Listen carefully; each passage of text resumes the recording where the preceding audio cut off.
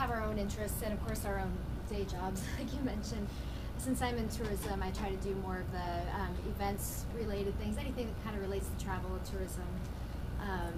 There's a woman who works for cultural affairs and state museums, so she does a lot of the museum news releases. So we all try to post what interests us and what kind of falls into our expertise anyway. Bob mentioned that the audience is kind of who determines what's newsworthy, and I may be jumping ahead, he might talk about this later, but during election season we got a lot of news releases from the various parties, candidates.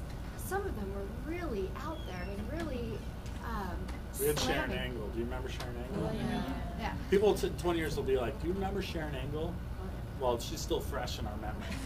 So, yeah. But some of these news releases would just be slamming the opponent. And, you know, there's a lot of internal debate. Are we really going to get into this? Are we really going to post some of this stuff? Well, why not? Why can't the audience see what the candidates are putting out? Why can't they see that one candidate is completely slamming the other in the under the form of a news release? It's not news. But why shouldn't the public, the voting public, see what their candidates are really putting out there? So it really was a very democratic way, I think, of us, you can use the word gatekeeper or not, but deciding, yeah, the public can decide what's going to be newsworthy, and if it's not newsworthy, they don't have to click on it and fall to the bottom of the ranking and never see light again. So stuff like that has been really kind of a fun experiment in seeing what readers are interested in, and so we posted just about everything, I think. A lot of it went under opinion. That was where we kind of decided this isn't really news, let's go under opinion.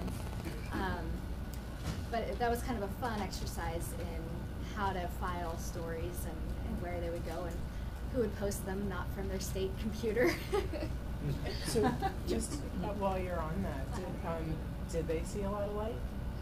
I don't know. What were the clicks? Well, I'll give you an example.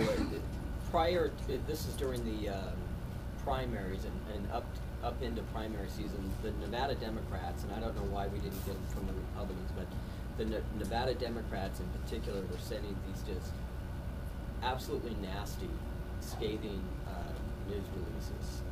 And we were running them, and we had decided at the very beginning of the site that we wanted to avoid the nastiness that you saw in a lot of anonymous reader comments online on news sites, particularly our local newspaper.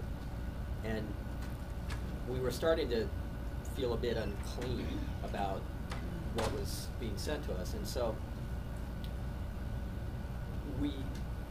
it was a fine line. We were getting the nastiness, but it wasn't anonymous. So I wrote an editorial or an opinion and titled it "Nevada Dems Reaching a New Low," and kind of criticized what they were doing. And the effect of it is that they stopped sending us news releases.